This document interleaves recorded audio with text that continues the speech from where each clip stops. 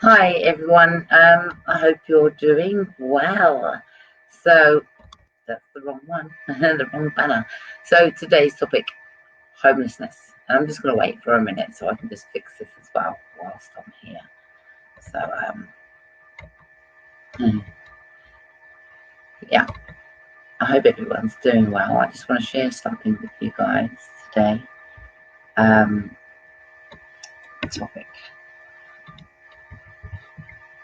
Oh, this is not a very good topic today, but I want to share something with what just whenever I go back to my hometown. I don't like that banner. Do you like that banner? Do you like that banner? I don't like that banner. Try that one. Who am I? And what about the colour as well, you know? So there, we'll try that one. There we go. So homelessness. Gosh, I'm going to share a video with you, and I just couldn't imagine being in this situation and what I witnessed today. And every time I sort of go back to the hometown that I was actually brought up in, there's always seems to be something going on there that makes me think, I'm glad I'm not in this place anymore. You know, but it makes me want to help the place. So I'm just going to share with you today what this is what I encountered today. Okay, so. Honey,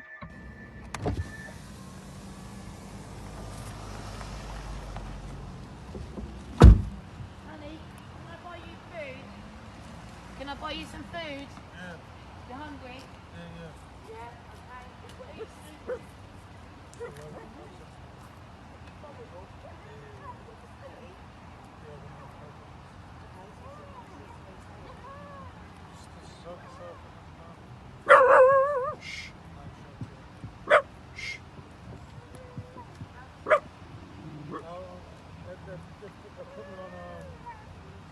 gateway down, so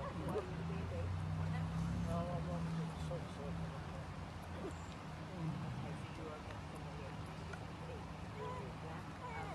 We are the Mom Project.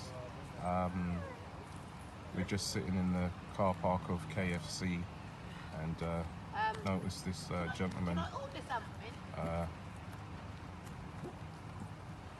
in this terrible weather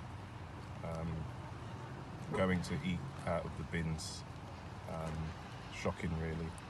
Poor man. So we're gonna buy him a meal and hopefully he can find some shelter. It's terrible, absolutely terrible.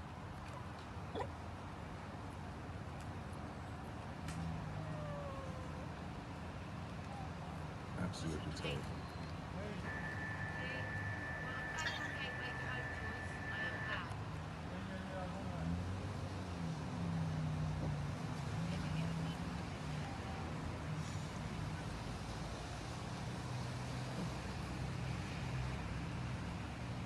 Well, that's one good deed for the day, at least. We know the gentleman, don't know him, never seen him before, don't know what his situation is, clearly homeless.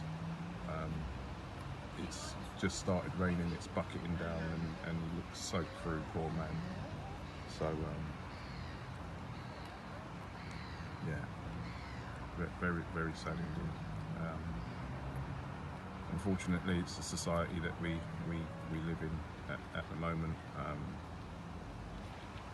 You know, it's awful to see people eating out of bins in Great Britain. So, yeah. Watch yourself in the road there, mate. Sorry. That's all right, mate. No, I'm just looking out for you, mate.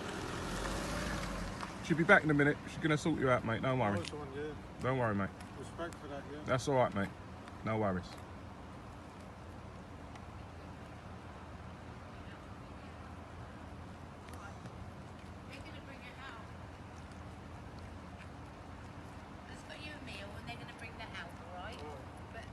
What about your money? What financially? What about your money? You're getting benefits, right? So you need to budget. Yeah. This is Mom Project founder Kerry Mussington doing what she does best, helping those that can't help themselves, disadvantaged people.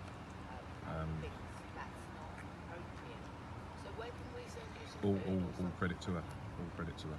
Despite the level of abuse that she receives and has received recently online about her methods, this is a clear example of the big heart that she has, helping people out, selfless. So yeah. Yeah, I'm listening. I'm in town with Well, at least he's got a mobile phone. He's got some form of communication. So not going to judge anybody because they got a phone. Phones are very cheap nowadays. Even if you've got no credit, at least you know, he can stay contacted. Here you go.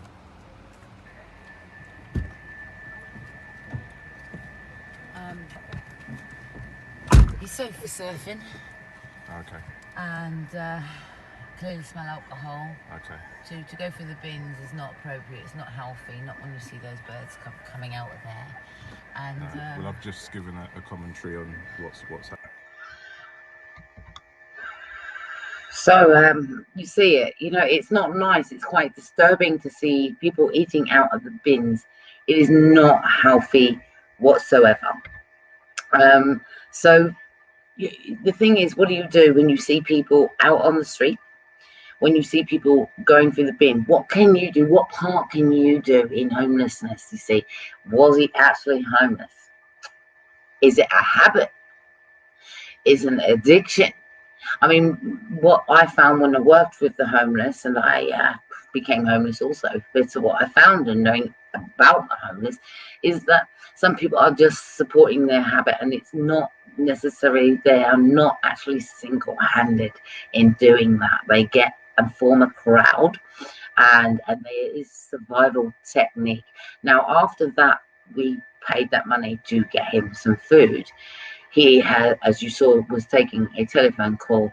So we then saw that he dropped that food, and it was a shame because he had then picked up the food and then ate the food and left some of it on the floor where the birds got it in the end, but took the bottles of water, which was appropriate for me. I think if you've got alcoholics on the street, don't bother giving them money, because if you give them money, what happens is you don't know if that you're feeding their addiction, and that could be the last thing that you give them is the money to feed their addiction. And that if they were on heroin or something like that, you could be like, you know, imagine you've given them the money to get that fix. That's not what the help they need. They need to know if they've got shelter. So I asked him about his shelter. I asked him about his finance, not to go into it, just to know if he had any income coming in, if he had a sofa for the night, what he was doing. So getting those details out, and the main thing that he actually said to me that was on the gateway to home choice or the housing allegations list waiting for a home. That's the main thing. So that said, if he was taken in homeless, it's not the fact that he's walking around the streets, because he shouldn't have been on the streets then, right? Okay, because they would have taken him in. It's the fact that they may be on the gateway to home choice and he's supposed to be sofa surfacing or on the B&B flex and stuff like that. Okay, so even from being on the street, got the phone, I felt for me that there wasn't the urgent. He knew what he was doing. He's been doing it for a long time, and some people can't seem to break free from a habit of homelessness, street homelessness, and the sofa surfing, because there's no clear direction. You're just waiting for those calls, you're waiting to move up the ladder. Meantime, you're the outsider looking in. I know what that feels like, being the outsider looking in on other people's homes, thinking, oh my God, why can't I have a home? So what happens with the homelessness? They home in with the other people at the homelessness, which continues the addiction which continues the drink, which continues the getting antisocial behaviors because they're stopping somewhere where they shouldn't to congregate and drink, etc. And so it's endless. So how do you break them away from the homeless and that crowd? You can only do that one-on-one, you see. When I was working with the homeless, I had to, it's more an assessment. You can do that instant assessment. Now, I always carry a number on my phone where there could be possibly a home, somewhere where they can take them in. You also have street rangers, and you also have the councils that have a strategic housing plan if you see anybody on the street. And it is not for me to give you everything, but what do you do in a homeless? Now, those homeless, you're walking by and you think that's a man, but that's someone's father or that's someone's brother, and that's definitely someone's child. Okay, it doesn't matter what age they are. It's not right for people to be on the homeless and eating out of bins. Now, that was the town of Ipswich, Suffolk. There is homelessness, but not too much street homelessness, because they move them on. And when they move them on, they end up giving them an antisocial behavior or problem. And every time they get that antisocial behavior, it then adds more issues to housing. Only thing is, people that don't know their rights, here's a right for you now. Anyone that is vulnerable and has mental health, whatever you did yesterday, that's yesterday. Let's not discriminate on that, because we don't know where your state of mind was. So where the aim is to moving forward in today, not yesterday's. So anyone that says, oh, you did this in the past, yes, past, but what was the circumstances? What was the situation? What did the person go? I've had people that were homelessness because they lost their loved ones, and they lost their place, they lost their way, and they lost all identity, even medical. Didn't even trust the medical people anymore because they're just seen as vermin. People homelessness are seen as vermin. Oh, not them again. Same problem. Haven't the council fixed it yet? I mean, the doctors only can do so much. They can write a letter and saying how it's affecting your health.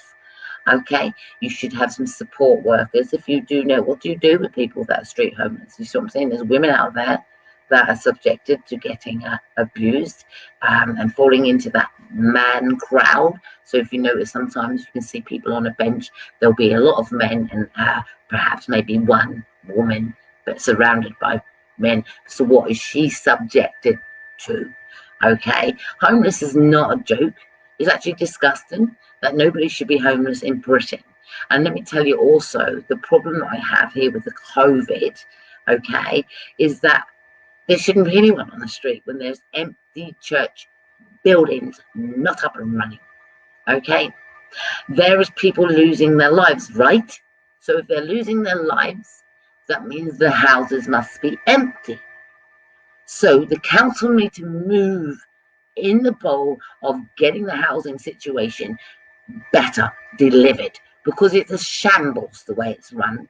Okay, it really is. It's becoming discriminatory within its own rights, and it could be done better, a better strategic with homelessness and mental health and getting them support as a package.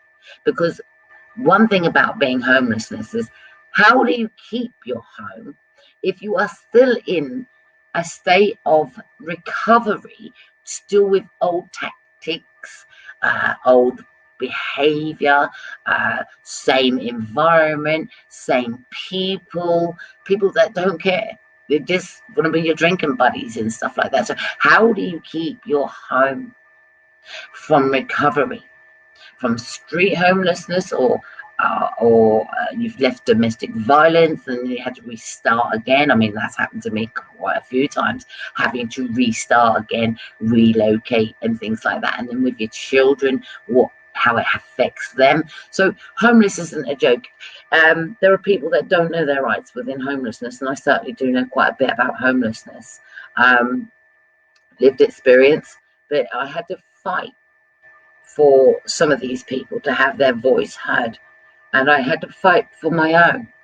Okay, and it's not a joke when there are different circumstances that brings homelessness to fruition.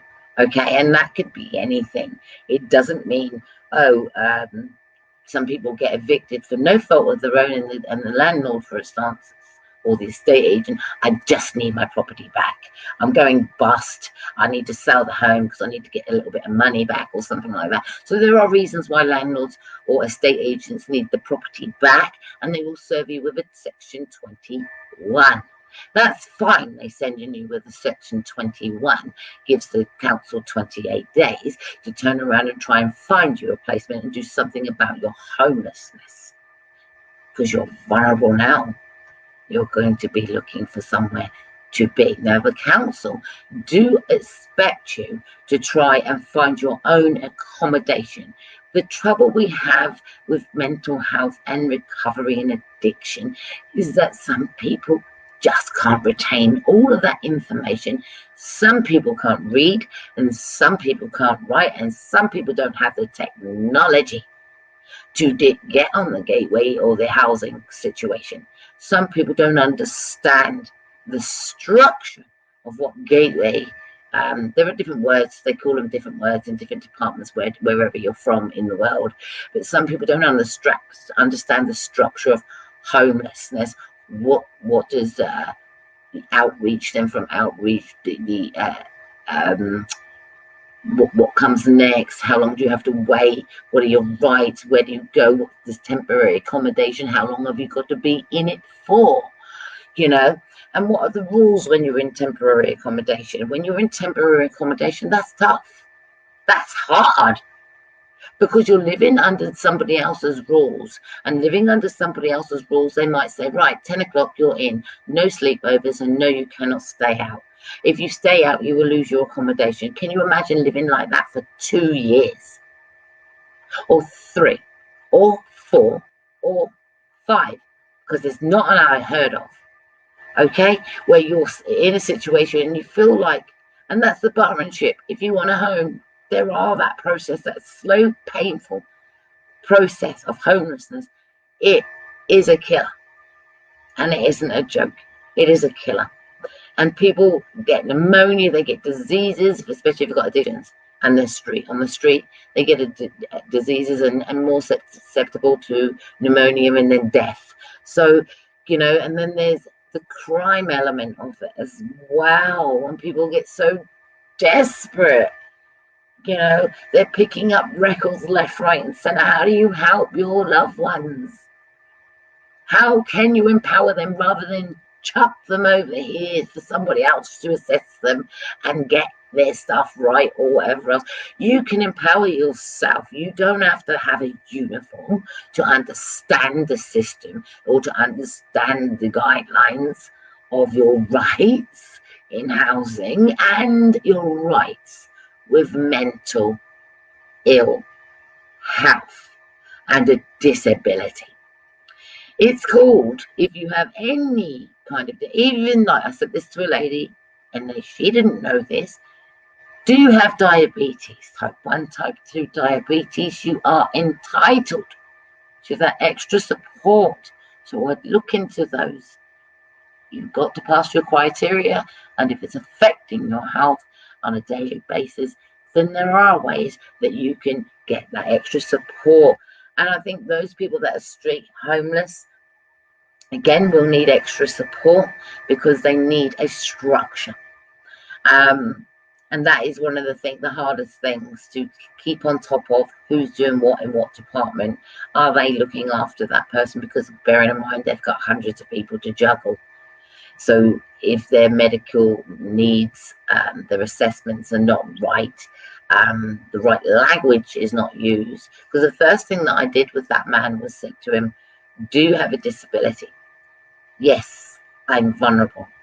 You see, then do I go in to ask him another personal question, is what is the label that you wear? And then he could tell me what the label would be that he wears. And then I would figure it out very instantly. Oh, he's got a protective characteristic. Protective characteristics do not, and should not be street homeless or homeless in that way, okay? Because it's a protective character, so that means everybody has to be on point of safeguarding to make sure that that person is not disadvantaged. So it's about advantage and disadvantage, and at that level that he is disadvantaged at the moment. To go through bins means your finance is not right somewhere along the line. You're not getting a hot meal somewhere along the line because you've got no cooking facilities. That's terrible. Not having to stop buying shopping because you've got nowhere to put it. You know, you can't cook for yourself. Do you know what it's like? Where do you put your clothes? Where do you put all the belongings that you once had? And then you lose everything. Losing everything. And then to the point where you feel hopeless. Hopeless. And all you see is the outsiders that become heartless. So, you know, what can you do? Stop, talk, listen, think, react. You have a device in your hand nowadays. Where are you in that town? Where is the nearest council? What does the council say on its own register about homelessness and what they can do to help that person that you saw on the street? Designate them to where you saw somebody on the street, and they will do something about it and take the information they need to. And then they will try and get them somewhere, some accommodation, some overnight shelter. Sometimes the hostels are not the best place to be in, especially if you've been a victim of rape. I'm sorry, but they're not. I've been in a hostel. It's not nice. I've been in a shared accommodation. They're not nice. But you do have to have respect when somebody's in the same situation as you. Homeless is homeless, and we're all fighting for the same thing, shelter. But in the mist, people lose their self. Let's have a look. Okay. Hi, Bev from the US of A. Good evening, and you are here, aren't you? Mark, hello, Mark. Thank you very much for giving back the amount of information you give on awareness. I want to say thank you from the bottom up. Thank you.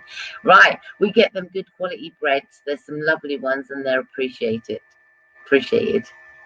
Homelessness. I want to do more for the homeless. I want, you know, if anyone's listening and they're in the town of Suffolk, my plea is, can I have a storage or a lockup? I'm willing to pay for it, you know, for myself, because I want to do a food bank. I want to help people with clothes. I've got so many clothes that I could sort of say, do you need any clothes when these people are short of clothes? You know, it doesn't necessarily be homelessness, but there's people out there, families that don't have the money to get the clothes for the growing children and things like that. I want to do that. I want people to help me help people. I started this journey helping the homeless, and then I understood the mental health barriers and the breakdowns, and then I wanted to do something about it because it's a package. Some of these people that become homeless because they've been abused in the past, and so the behaviors, and don't blame it all on the behaviors. Sometimes you get rogue estate agents and you get neighbors from hell. Okay, so some people just don't know their rights, and that's what Mind Over Matter likes to do, is help people with their rights. And again, there's another situation that arose its head where you've got people out there that are fighting for their children or can't see their children. Do you know the rights and what you can do when you get that kind of news, and what does it mean, and how you can move forward as well? You know, but there's going to be some hope at the end of it. It's not all doom and gloom in these situations, although it's a painful experience. But people have to know their rights. First thing people say to me, oh, we need a lawyer, we need a lawyer. I've been shouting that out for years. I need a lawyer, I need a lawyer. Got to the point where you become your own encyclopedia, you know, and you knowledge yourself with the everyday living and the things that you need to survive. It's a survival mode when you are hit rock bottom. when you come out the other end, you are so knowledge to think, boy, if I just give him that information, that will free him or her from that situation. Because I found that way. Right, what form do you need to get divorced? Oh, it's that form. You know, can you do your own divorce? You know, if there's no children involved, do your own divorce. You don't need a lawyer. You can cut that right out and educate yourself. You know, I'm not saying suggesting people get divorced. I'm just saying that if you're unhappy, isn't you? You know, when I realised what held when it comes to divorce, isn't it funny? Without going into it, that relationship building and looking after the community, you have to be awake and stop turning a blind eye to what is actually in front of you. And so I wonder how many people would have walked out or walked away or carried on eating their food while somebody ate food out of the bin. Check this out once again.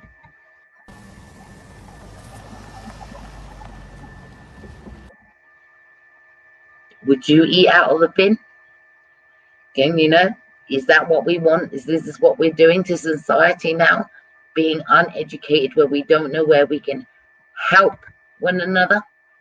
You know, Bev says, help a homeless lady got her lunch and took her around to get shelter. Was awful. Said, I think I got a virus that way. But then I was told she was really has a home and it was just for money. There you go. And that's the thing that you have to be very careful of, that are the people just wanting the money, not, you know, because hunger is hunger. If you're hungry, you're going to want food. Do you need a drink? Yes. But yeah, and some people might want a packet of cigarettes. Yeah, I get that. But you know, but be careful what addiction you're feeding them with money.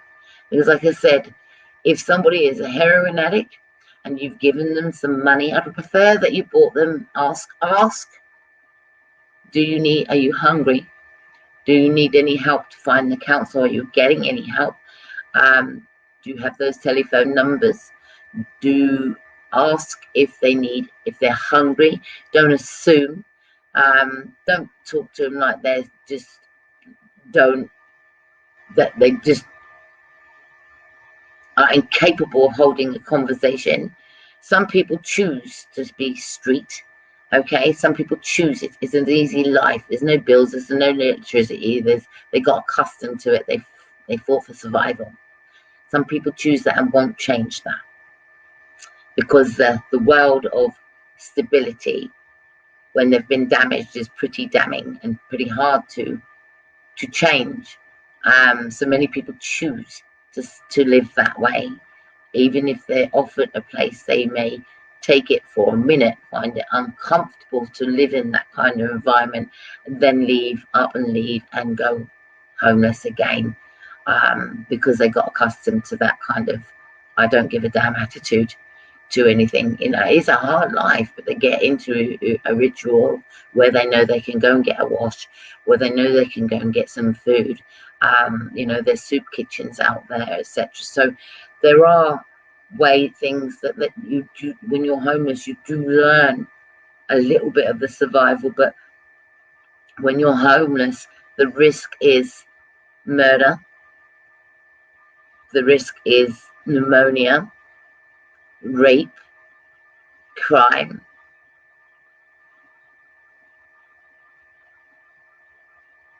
a deterioration, and hard to find your way back when you see so many people. When you're homeless and you see so many people just walk on by, you start losing your faith in humanity. And I think sometimes all you could actually do is ask, have a conversation. If you don't know the answer, you definitely have a search engine in your hand. You know, type in the words of where you can get that help from where you are in your town. Okay. Sometimes people are unwilling also to move out of their town to somewhere else. because they're familiar, they might not want change. And then sometimes the council will bugger them about and say, hey, well, you don't have a local connection. Well, you won't have a local connection, will you, if you are put in a B&B somewhere in a temporary accommodation or something like that from the council, and it happened to be like 50 miles away? You won't have a local connection then, will you? No. And so therefore then that becomes a tedious process as well, where they decide whether you or got a local connection or not. And I think at the end they prove that you've got family where you were brought up. That should have been enough. But unfortunately, the council could be very difficult.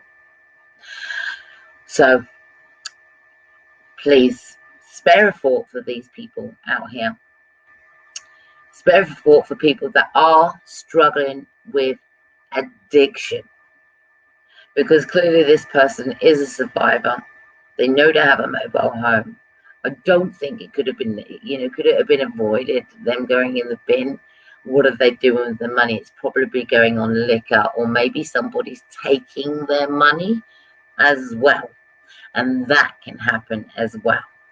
People say they become their protector within a ring, and then they take that money from them as well.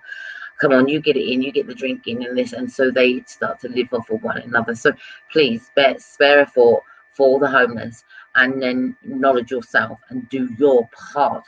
When I started, before I was even a company, I started helping people like this person, and this is exactly where I met this gentleman. I'll always say his name out, Chad Highland. Wherever you are, I don't know where you are in the world, but he was very inspirational to myself and taught me a lot about homelessness, kind of prepped me for my own journey, I think. And I think you never know when people come into what tools you get from people when you encounter them. So this person here, he all the best for him. And if people really want change, they will accept it, and they will try. But accepting is the hardest part. Trusting is then another hardest part. Somebody keeping to their word is the most difficult part that people find it hard to do. So if you say you're going to help or try and help, do that. Don't give people false promises, and don't walk on by from situations like that. Thank you very, very much, Bev. And she was lonely in health, wants love, someone to talk to. And that's the thing, some of the people, yes, that's right, homeless, they do want someone to talk to. It's the most hurtful journey ever. Shall I leave that up there, Beverly, your comment? My heart goes out to the homeless. Have helped so many. When I saw them again, they were all high. And so there's only so much help that members of the public that don't know where to go can do, isn't there? Because you can lead a horse to water, as they say, but you can't make them drink it. Thank you very much for being here. So it's just a reminder, please be kind. Thank you. I'm Kerry Mussington, and I am the founder of the Mind Over Matter project. I love that. That's a journey.